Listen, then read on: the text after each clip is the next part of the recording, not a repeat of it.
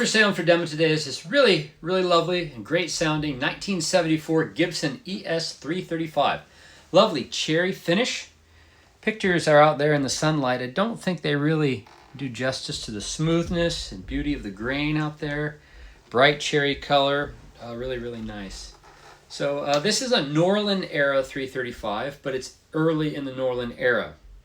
The pots date to 1974. However, I think at this time they basically made huge batches of these, and then the electronics got installed later. So when you look at serial numbers, this has a pretty low serial number. Well, it's not super low, 418. But basically in the 100,000s to 400,000s in the 70s, that's really the early part of it. So let's just back up for a minute and explain what's going on here. In the early 70s, Norland made a few changes to the instruments. However, on many of them, they retain a lot of the really important 60s specs in terms of electronics and other aspects. So at this time, the bodies are still pretty much just like they were in the late 60s. So there's very little difference here.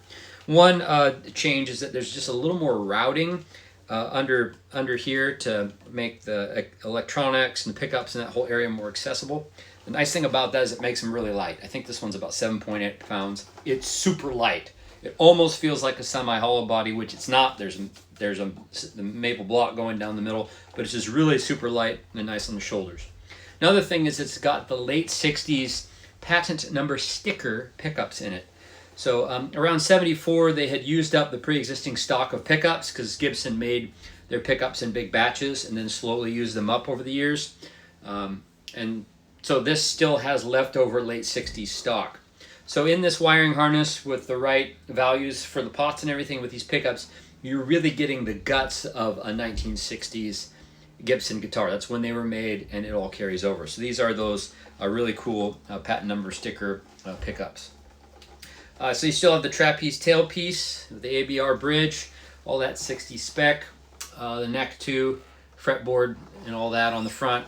Again, no big change there. Where do the changes come? Well, mainly when you look on the back of the neck here, you can see this thing's called a volute. And the volute, I think it was in part designed, and you see this on a lot of different instruments, but this volute is this little bit fatter part right there. I think the idea was to strengthen the neck so that, Gibsons, which were prone to breaking, would be a little more resistant to it. Not sure how well it worked. And of course, you look at that logo there, all the letters are connected. And the dot over the I, that's the 70s style logo. You also have the Made in USA stamp right there underneath the serial number. So those are very distinctive features of a 1970s Gibson, as well as the three-piece neck you can see right here and here.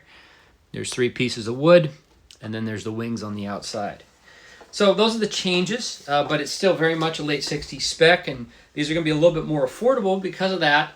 Than the 60s model. So if you want a vintage 335 that gets you into that vintage stuff, this is really, really where you want to be. These are really, really nice sounding guitars. This one is really clear sounding, really lovely sounding. Really pleased with how this guitar sounded. All right, so let's talk through this guitar a little bit. It does have the original pickups. The covers were not on there when I got it, but I put some covers on there. And it has those nice rounded edges, which they need to have for this era. The knobs, I think originally on these were witch hat knobs. This one came with like amber bonnet knobs, like on a late 50s Gibson. So I put these silver reflector knobs on there because I just like the look of those better. The posts and saddles there, you can see they're brass. They were replaced at some point, and there's a later repro style ABR1 bridge with metal saddles. It had a Nashville style bridge when I got it, but I like the look of the ABR bridge. The tuners have been changed. They're Schallers, but you can find the right ones and use conversion bushings if you want. Only other thing to really note about this guitar is that there is some binding separation issues.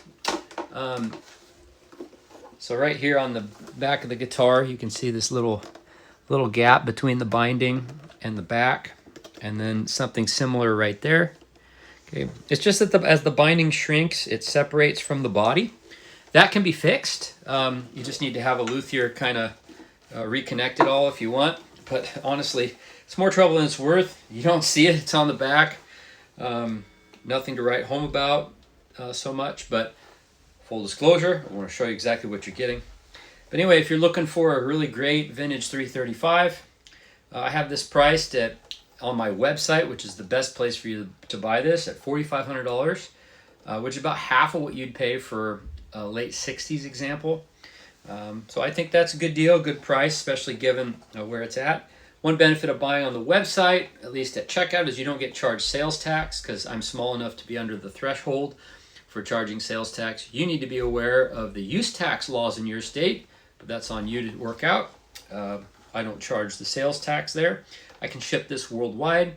However, all the customs forms will be filled out properly, and nothing will be changed or adjusted on that.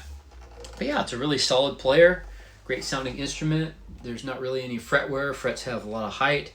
Really plays, really sounds nice. A few little changes, a few little servicing things, but it's a really nice guitar. So anyway, thanks for checking out this 1974 Gibson 335. Please check the link below in the description, right below the video. You click a little bar. It'll bring down a description tab, which will have my contact info, my phone number, as well as a link to the website. Please text me if you have any questions. I'll get back to you as soon as I reasonably can. But anyway, I'll be happy to get you any more info on this. Thanks for checking out the video, and have a great day.